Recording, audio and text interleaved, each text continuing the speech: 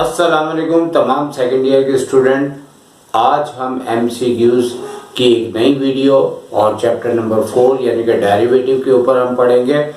हमारी ज़बान जो भी जानता है, चाहे वो पाकिस्तानी हो, इंडियन हो या किसी मुल्क का हो, या ट्रांसलेशन करके वो डेरिवेटिव की एमसीक्यूज की प्रिपरेशन कर सकता है।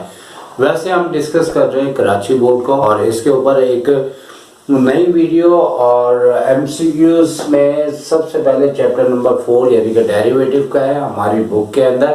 लेकिन उससे पहले एक बहुत अहम पॉइंट है जो मुझे चांस है कि मैंने शायद आपसे डिस्कस नहीं किया, और ये चैप्टर 2 और 3 से एक पॉइंट है। और अगर पहले मैंने एक्सप्लेन किया है तो ठीक है, और नहीं किया तो इसे लाजमी करना, चूँकि ये पॉइंट आपके एग्ज़ाम में तकरीबन 60% कन्फर्म आने वाला है। तो फौरी तौर पे चलते हैं। तो पॉइंट नंबर 1 है, इसमें इस तरह से बात की गई है कि चूँकि चैप्टर नंबर 2 और 3 आपके कोऑर्डिनेट्स का है, ऑर्डर पेयर्स का है और इक्वेशंस का है। तो इसमें ये बोला हुआ है कि the line 2x + 3y + 6 = 0 is perpendicular to the line. अब मैं जैसे कि ऑप्शन तो लिखता नहीं हूँ, आपको अंदाज़ा हो चुका होगा, कभी कभार लिख देता हूँ वैसे। लेकिन ये है कि यहाँ पे एक लाइन दी हुई है जो कि स्ट्रेट लाइन है, और मैट्रिक के अंदर जिन बच्चों ने ग्राफ पढ़ा है वो यकीनन जानते हैं कि x की पावर 1 हो, y की पावर 1 हो तो ये एक लीनियर इक्वेशंस कहलाती है, और ग्राफ के ऊपर ये बिल्कुल स्ट्रेट लाइन बनती है। और ये कह रहा है कि इसके स्ट्रेट लाइन अगर ये है तो इसके परपेंडिकुलर लाइन बनाए।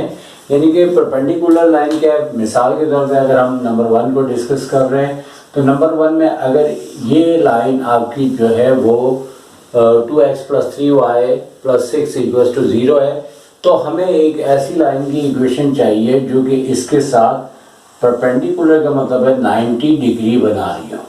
क्या बना रही हो? 90 डिग्री।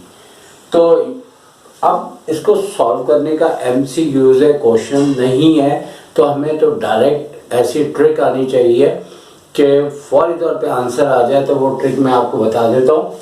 इसके लिए मुझे पहले इक्वेशन लिखनी पड़ेगी, और जो बात कर रहा है वो इस फिगर के मुताबिक है। जो आपको लाइन दी है फर्स्ट करें वो L1 है, और आपको L2 परपेंडिकुलर कहते हुए वो आपसे इक्वेशन मांग रहा है। ऑप्शन जैसे कि मैंने कहा है मैं नहीं लिखता, और मैं इसी से आपको बता देता हूँ कि 2 पॉसिबिलिटी है कि आपके पास इसका ऑप्शन को देखने का। सबसे पहले आप देखें कि x और y को देखना है, और x और y को देखते हुए ये देखना है कि x का क्या नंबर है और y का क्या नंबर है। अब एक्चुअली करना क्या है कि हमारे पास जो x का कोफिशिएंट है और y का कोफिशिएंट है उसको एक तो चेंज कर देना है।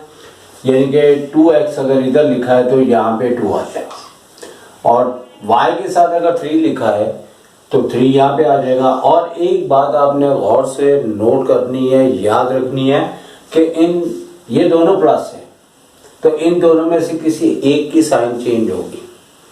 या तो आप 2 को माइनस कर लें, या फिर आप 3x को माइनस कर लें, लेकिन इन दोनों में से किसी एक की साइन डिफरेंट होगी। और डिफरेंट होने के बाद यहाँ पे कांस्टेंट भी आपका डिफरेंट ही होगा, जैसे 3 हो जाएगा, कोई और हो जाएगा, इस तरह से। लेकिन यह है कि इसका एक ऑप्शन ये बनेगा और सेकंड ऑप्शन ये बनेगा, -3x प्लस का 2y और +5 कर ले, कुछ भी कर ले, इस तरह से, मतलब इससे नंबर चेंज होगा। और इस तरीके से इसकी ये अगर L1 लाइन है जो कि गिवन है तो ये L2 के 2 ऑप्शन बन रहे हैं। जैसे कि यहाँ पे ऑप्शन नहीं लिखे, लेकिन जो भी ऑप्शन लिखे होंगे या तो आपको ये ऑप्शन करेक्ट होगा या फिर आपका ये ऑप्शन करेक्ट होगा। लेकिन ऐसा नहीं होगा कि दोनों ऑप्शन दे दें, कोई एक ऑप्शन देंगे, और इस सूरत में आपने करना होगा। अच्छा, कभी कभार ऐसा भी होता है, और ये अच्छी बात है कि मेरे जहन में आ गई कि जैसे ये हमारे पास करेक्ट ऑप्शन है या फिर ये वाला करेक्ट ऑप्शन है, लेकिन क्या है कि अगर मैं इस तमाम नंबर्स को किसी एक नंबर से मल्टीप्लाई कर दूं, जैसे 5 से कर दूं, तो 5 3 जा कितना हो गया, 15 हो गया, और 5 2 जा 10y हो गया, और ये 5 3 जा 15 = 0 हो गया। ये भी इसका ऑप्शन होगा। अब ये मालूम कैसे होगा कि फर्ज करें अगर आपको ऐसा ऑप्शन नहीं मिल रहा, ऐसा ऑप्शन नहीं मिल रहा, तो आपने फिर ये देखना कि भाई इसके अंदर से कॉमन लिया जाए, और कॉमन अगर आ रहा है तो कॉमन लेने के बाद आपके इन दो ऑप्शन के अलावा कोई तीसरा ऑप्शन नहीं होगा। तो लिहाजा अगर आप कॉमन लेंगे तो जाहिर सी बात है, अगर आपने 5 कॉमन लिया, क्योंकि यहाँ 0 है तो 0 के नीचे 5 जाके 0 कर देगा। 5 कॉमन लिया, यहाँ मैं x लिखना भूल गया, और यहाँ पे 5 कॉमन लेने के बाद 3x आया, -2y आया, प्लस का 3 आया। तो अब आप ये देखिए कि ये वाला ऑप्शन और ये वाला, ये 5 नीचे जाके 0 के नीचे जाके ख़त्म हो जाएगा। और ये अगर इस तरह का पॉइंट देते हैं तो काफ़ी अच्छा पॉइंट होगा, क्योंकि नॉर्मली वो सिंपल ही देते हैं, लेकिन अगर थोड़ा इस तरह का देंगे तो मैं अक्सर अपने स्टूडेंट्स को MCQs के दौरान मैं ये बात करता हूँ, एक तीर से 2 शिकार, और कभी कभार 3 शिकार भी हम कर देते हैं। तो ये पहला ऑप्शन हमारा हो गया। तो अब हम डेरिवेटिव को डिस्कस करते हैं, और डेरिवेटिव के ऊपर पहली वीडियो, और सबसे पहले और डेरिवेटिव के ऊपर मैं एक बात बता दूं तमाम स्टूडेंट्स को, ये पहली वीडियो होगी डेरिवेटिव के ऊपर। और तमाम बच्चे ये बात याद रखें कि अगर आपने चैप्टर नंबर 4 आपने समझा है, आपको करना आता है, तो 4 चैप्टर की डेरिवेटिव की MCQs बिल्कुल क्वेश्चन से रिलेटेड होता है, यहाँ तो फॉर्मूला अप्लाई हो रहा होता है, बिल्कुल बिल्कुल सिंपल होती है। तो इसके अंदर अगर आपकी डेरिवेटिव अच्छी है तो आप कहेंगे कि सर आप एक्सप्लेन ना करें, लेकिन हम फिर भी करेंगे, क्योंकि बहुत से बच्चे ऐसे हैं जो कि डेरिवेटिव को रट लेते हैं, उनको प्रैक्टिस कर लेते हैं, लेकिन छोटी मोटी बात भी आए तो वो नहीं कर सकते। तो अब नंबर 2 के ऊपर हम आ जाते हैं, और नंबर 2 में लिखा हुआ है कि if f(x) = 10 9x then f'(x) = 0। तो डेरिवेटिव के ऊपर हमने लाइव लेक्चर भी आपकी खिदमत में पेश कर रहे हैं, आप जाएं वहाँ पे सीखें, और वीडियो के एंड में आपको लिंक दे देंगे, तो पूरे आप 10 लेक्चर्स आपको मिलेंगे, उससे आप प्रिपरेशन करें। और यहाँ पे उसी प्रिपरेशन का हिस्सा है, और ये मैंने सारी बातें आपको वहाँ पे भी चैप्टर वाइज एक्सप्लेन की है। तो अब यहाँ पे तो सिंपल हम अगर इसके ऊपर बात करें तो हमें f(x) दिया हुआ है और इसका डेरिवेटिव फाइंड आउट करना है, तो हमें इसका फॉर्मूला आना चाहिए, क्योंकि हमारे पास इसका जो फॉर्मूला है, अगर हम 10x का डेरिवेटिव लेते हैं, फॉर्मूले में 10x लिखा है, और इसका डेरिवेटिव लेते हैं तो डेरिवेटिव के बाद 10x का जो डेरिवेटिव है वो आपके पास हो जाता है sec²x। अब जब sec² होता है तो आगे चूंकि x होता है तो dx करके dx से कैंसिल होके ख़त्म हो जाता है, और आंसर आ जाता है sec²x। और ज़रूरी नहीं है कि अगर अब आपके पेपर में आए तो हो सकता है 10 9x के बजाय आपको कॉट करके कुछ x दे दें, या सेक करके कह दें, तो आपको इसके फॉर्मूले आने चाहिए। क्योंकि फॉर्मूले अगर आते हैं तो आप देखिए इसको हम किस तरह से करेंगे, f के ऊपर जैसे ही हम डैश लगाते हैं तो इसका मतलब है कि इसके ऊपर डेरिवेटिव अप्लाई हो गया। अब d/dx जैसे कि हम क्वेश्चन जब सॉल्व करते हैं तो हमें ये प्रोसेस करना होगा, लेकिन आप एग्जाम के करीब इतने एक्सपर्ट हो जाते हो कि आप ज़बानी कर सकते हो। अब आपने करना क्या है, 10 9x का डेरिवेटिव होगा sec²9x, फिर उसके बाद आपने क्या करना है कि 9x का डेरिवेटिव लेना है। तो 9x का डेरिवेटिव लेंगे तो 9 आपका कांस्टेंट इधर आ जाएगा, और sec²9x और dx करके कैंसिल हो जाएगा। इस तरीके से जो आपका आंसर है वो आपके पास आ जाएगा। इसका आंसर आ जाएगा 9 sec²9x, sec²9x। तो भाई हमने इसका आंसर भी लिख दिया है। अब फौरी तौर पे नंबर 3 के ऊपर आ जाते हैं, जो कि ये इंतहाई आसान है बानिस्बत 2 और 3 के अंदर। फिर भी आपको एक उसका स्ट्रेट लाइन की डेफिनेशन है, सेंट्रॉइड, एल्टीट्यूड, सरकमसेंटर, ये डेफिनेशंस आनी चाहिए, और उसी की बेसिस पे 2 और 3 के ऊपर 4 या 5 पॉइंट आपके MCQs के आते हैं। ये तो बहुत ही आसान है। आप नंबर 3 के ऊपर बात करते हैं, तो नंबर 3 आपके सामने आ चुका है। तो इसमें लिखा हुआ है f(x) दिया हुआ है, और आगे ln x का क्यूब दिया हुआ है, और वही हस्बे मामूल f'(x) बोला हुआ है। तो अब हमने एक बात याद रखनी है कि इसके अंदर ln का फॉर्मूला भी अप्लाई किया जा सकता है, और नहीं भी करेंगे तो आ जाता है आंसर। लेकिन क्या है कि ln x के ऊपर अगर क्यूब होता है तो डेरिवेटिव से पहले हमें बेहतर है कि हम इसके ऊपर फॉर्मूला अप्लाई करेंगे, तो ये हो जाएगा ln x। अब उसके बाद हमने डेरिवेटिव अप्लाई करना है, तो चूंकि एमसीक्यूज को जितना डायरेक्ट करें उतना ही बेहतर होता है। तो f डैश एक्स बोला है, तो अब क्या होता है कि 3/d/dx होगा, ln x होगा। तो इससे फर्दर स्टेप बजाय नीचे करने के मैं आगे कर रहा हूँ, तो क्या होगा कि 3 तो ऐसे ही रहेगा, ln के आगे x है, तो ln हटेगा तो अपॉन में x आ जाएगा, ln हटेगा तो x अपॉन में आ जाएगा, और dx/dx करके कैंसिल हो जाएंगे। इस तरीके से इसका आंसर हो जाएगा 3/x, ये इसका आंसर हो जाएगा। इस तरीके से हमने नंबर 3 भी कर लिया।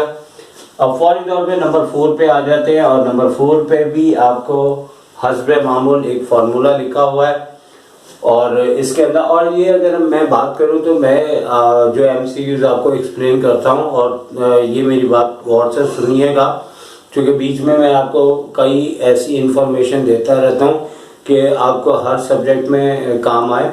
कि देखिए, बहुत से कोचिंग सेंटर, बहुत से कॉलेजेस बहुत एक्स्ट्रा एमसीक्यूज अपनी तरफ से निकालते हैं। अच्छी बात है, अच्छी प्रिपरेशन हो जाती है, बड़ी क्लासेस में उसकी बड़ी हेल्प हो जाती है। लेकिन नॉर्मली अगर मेरे एक्सपीरियंस के मुताबिक आपने चलना है तो 10 इयर्स के अंदर जितनी एमसीक्यूज आई है, अगर वो आप बिल्कुल अच्छे तरीके से सीख लें, तो आपकी अगर 20 एमसीक्यूज आती है तो मैं गारंटी देता हूँ कि 17 एमसीक्यूज उसी से रिलेटेड आपकी आएंगी। 3 एमसीक्यूज आपकी ऐसी होंगी जो यहाँ तो फर्स्ट टाइम आ रही होगी, किसी क्वेश्चन से उसका ताल्लुक होगा। अगर फर्स्ट टाइम भी आ रही है तो आपको दिक्कत नहीं होगी अगर आपने अच्छा पढ़ा हुआ है। लेकिन एक्स्ट्रा जो एमसीक्यूज होती है ना, वो वीक बच्चे को नहीं करनी चाहिए।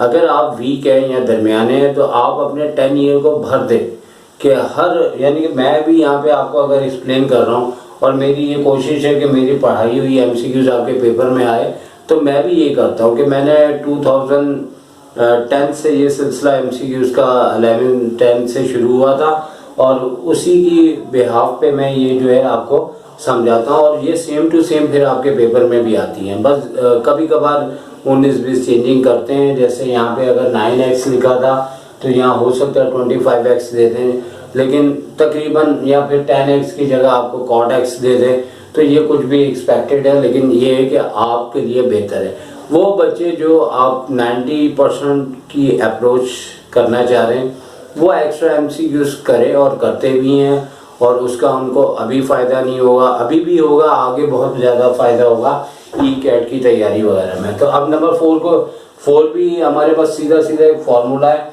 अगर हम यहाँ पे किए बगैर ही हम इसको करें तो इसमें तो सिर्फ जैसे यहाँ पे 10 का फार्मूला था, यहाँ पे cot का है, तो यहाँ पे डेरिवेटिव dy/dx आएगा। जैसे कि यहाँ fx होता है तो f डैश होता है, लेकिन हमें बेसिकली यहाँ पे dy लिखा हुआ है तो यहाँ पे भी dy है।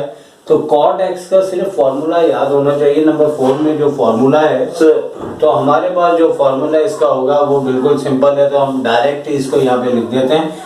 cot x का जो है वो बनेगा -cosec²x। लेकिन इन केस अगर यहाँ पे x की जगह जैसे ऊपर था 9x, अगर कुछ और होता, देखिए एक ही साल में 2 एमसीक्यूज वो दे रहा है, ये गालिबन 2011 है, और इसके अंदर आप देखें कि आपको वो 2 एमसीक्यूज एक जैसी दे रहा है। यहाँ पे 9x लिखा है, यहाँ cot x लिखा है, और यहाँ पे अगर 9 लिखा तो उसका 9x का डेरिवेटिव लेने पे 9 आ गया, यहाँ नहीं है। और याद रखें जो c से स्टार्ट होते हैं, जैसे cos हो गया वो भी नेगेटिव में आता है, आपका cosec हो गया वो भी नेगेटिव, cot भी नेगेटिव में आता है, तो ये इसका आंसर हो गया। इसके बाद नंबर 5 पे चलते हैं, और नंबर 5 में भी आपको बल्कि वही तरीकाकार के फॉर्मूलों के ऊपर जोर है। तो याद रखिए कि अगर आप डेरिवेटिव के ऊपर कमांड हासिल करना चाहते हैं तो इसके लिए आपको थोड़े से फॉर्मूले, अगर देखा जाए तो 6 और 6 आपके 12 फार्मूलाज हैं, और वो आपको बहुत अच्छे याद होने चाहिए। एक पेपर पे लिख लें और जेब के अंदर रखें, जहाँ आपको फारिग टाइम मिले वहाँ निकालें और याद करें। और यही पुराने दौर का तरीका था, बेहतरीन है कि वो टाइम जो आपके लिए कारआमद नहीं है, मिसाल के तौर पे अगर आप अपने सिस्टर को किसी कोचिंग से लेने जा रहे हैं, वहाँ पे अगर आपको टाइम लग रहा है तो जेब से निकालें। लेकिन अब मसला ये कि अब तो जेब से निकालने वाला सिस्टम ही नहीं है, बल्कि हमारे पास मोबाइल होता है और मोबाइल के ऊपर अगर हम तस्वीर ले लें, भाई मेरी वही सोच पहले वाली थी, लेकिन अब तो मोबाइल, लेकिन मसला ये भी है कि अगर आप मोबाइल के ऊपर करते हैं तो आपको पता है हालात कैसे हैं। आप बैठे हुए फार्मूलाज देख रहे हैं, वहाँ से पता लगा कि वो फार्मूला भी गया और मोबाइल भी गया। तो ज़्यादा बेहतर वही पहले वाला टाइम है कि एक पेपर पर लिखें और जेब से निकालें, जहाँ फारिग टाइम है आप उसे याद करें। किसी शादी पे गए हैं जो आपके क्लोज नहीं है, इलाके की शादी है और सिर्फ आप शादी पे इनवाइट हैं, तो वहाँ निकाला और आपने उसको याद करना शुरू कर दिया। तो मैं तो बिल्कुल ऐसे किया करता था, वही बात मैं आपको बता रहा हूँ। क्योंकि फार्मूला याद करने के लिए आपको वीआईपी टाइम नहीं देना होता, ये बचा कुचा टाइम जो होता है उसी को ही देना पड़ता है। तो अब बात हो रही थी नंबर 4 का, तो हमने आंसर डायरेक्ट लिख दिया। तो 5 के ऊपर बात हो रही है, तो 5 के ऊपर इन्वर्स का फॉर्मूला है। तो इन्वर्स का जो फॉर्मूला है हमारे पास, वो फॉर्मूला क्या है पहले तो नोट कर लें। उसका फॉर्मूला हमारे पास इन्वर्स का इस तरह से नंबर 5 में कि अगर हमें 10 इन्वर्स का फॉर्मूला दिया तो d/dx होगा, तो 10 इन्वर्स x ही होता है, तो इसका आता है 1/1 प्लस एक्स स्क्वायर। इस तरीके से इसका आंसर आएगा और आंसर आने के बाद हम इसके फॉर्मूले को अप्लाई करेंगे और वहाँ पे 10 इनवर्स के आगे 2x लिखा है, तो बस अब करना क्या है कि f-x अप्लाई करेंगे और फॉर्मूले के मुताबिक इसे लिखेंगे कि 1/x की जगह आ जाएगा आपके पास 2x और 2x का स्क्वायर करेंगे और फिर उसके बाद d/dx करने के बाद 2x का डेरिवेटिव लेंगे, तो यहाँ पे 2 आ जाएगा और dx कैंसिल हो जाएगा और नीचे आ जाएगा 1 प्लस 4x स्क्वायर, यानी कि हमने इसका स्क्वायर कर दिया तो 4x स्क्वायर आ गया। एक तो ये बिल्कुल अपॉन सीधा होता नहीं है मुझसे, और dx करके कैंसिल हो जाएगा, तो इसका भी आंसर हमारे पास आ चुका है, यानी कि 2/1 प्लस 4x स्क्वायर। इसी तरह नंबर 6 है, तो 6 को भी अगर हम देखते हैं तो 6 के अंदर उन्होंने आपको sine square plus cos square का डेरिवेटिव दिया है। तो आपने नंबर 6 के अंदर क्या करना है, सिंपल अगर हम डायरेक्ट इसके डेरिवेटिव को देखेंगे तो जब साइन के ऊपर स्क्वायर होता है, और मेरी वीडियोस मैंने जो लेक्चर लाइव आपकी खिदमत में पेश किए हैं, अगर आप चाहें तो वहाँ से देख सकते हैं, बहुत डिटेल में बताया, इसकी 4 शक्लें बताई हुई हैं। और यहाँ तो हमें अगर सारी बात करेंगे तो बहुत बड़ी हो जाएगी। तो यहाँ पे साइन स्क्वायर x है और इधर भी मल्टीप्लाई होगा d/dx, तो आगे लिखा हुआ है cos स्क्वायर x, तो इसका डेरिवेटिव लेते हैं तो 2 पावर आ जाती है और साइन की पावर जो भी होती है उसमें 1 लेस करते हैं और d/dx करके साइन x का हम डेरिवेटिव लेंगे। और इसी तरह यहाँ पे भी वही स्टेप रिपीट करेंगे, 2 पावर आ गई, cos की पावर 1 है, d/dx करके हमने cos x लिख दिया और इसके बाद 2 sin x और cos का डेरिवेटिव हो जाता है, साइन का डेरिवेटिव होता है cos x और इसी तरह प्लस करके cos x के बाद cos का डेरिवेटिव होता है माइनस साइन x। अच्छा, यहाँ पे उन्होंने थोड़ा सा सिलसिला किया होगा, एक तो 2 आपका 2 कॉमन ले लिया होगा और उसके बाद साइन x और cos x एक फॉर्मूला बन रहा है, तो प्लस माइनस क्या हो जाएगा माइनस, तो आगे आ रहा है साइन x और cos x, ये तो मेरा ख्याल से कैंसिल हो गया, 0 हो गया, क्योंकि यहाँ पे साइन स्क्वायर का जो डेरिवेटिव है 2 sin x और ये आपके पास cos x हो गया और cos x के बाद माइनस का साइन है, तो ये दोनों कैंसिल हो गए। ठीक है, कैंसिल होने के बाद 2 जब 0 से मल्टीप्लाई होगा तो जाहिर सी बात है इसका आंसर 0 आ जाएगा। क्या आ जाएगा? 0। और नंबर 7 के ऊपर बात करें तो ये लिमिट का भी चैप्टर कह सकते हैं और डेरिवेटिव का भी कह सकते हैं, क्योंकि डेरिवेटिव का जो 4.1 का फर्स्ट क्वेश्चन है वो फर्स्ट प्रिंसिपल से होता है और याद रखेंगे इस फॉर्मूले को AB रेशियो भी कहा जाता है। अगर इसका नाम आ जाए कि ये कौन सा फॉर्मूला है तो इसे ए बी रेशियो भी कहा जाता है और फर्स्ट प्रिंसिपल के नाम से भी पुकारा जाता है। इसमें सिर्फ ये कि इन्होंने यहाँ पे लिमिट के नीचे एक्स ए लिखा हुआ है और उसके बाद F X minus F A upon X minus ए।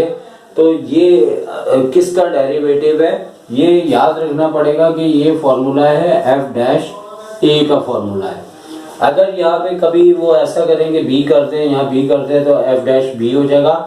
क्योंकि कोई भी इसका डेरिवेटिव लेते हैं विद रिस्पेक्ट टू ए लेते हैं या बी लेते हैं या जो भी कहते हैं वो आपने यहाँ पे लेना होगा। ये तो बिल्कुल सिंपल फॉर्मूला है, लेकिन कल को अगर यहाँ बी लिखते हैं तो हम बी लिख देंगे, सी लिखते हैं तो सी लिख देंगे। इस तरीके से हमने डेरिवेटिव के ऊपर आज फर्स्ट वीडियो बनाई और उम्मीद है कि आपको समझ आ चुका होगा और सारी चीज़ें आपके सामने हैं। और कोई भी अगर आपका सवाल हो तो कमेंट्स करें, कमेंट्स के अंदर हम आपको जवाब देंगे।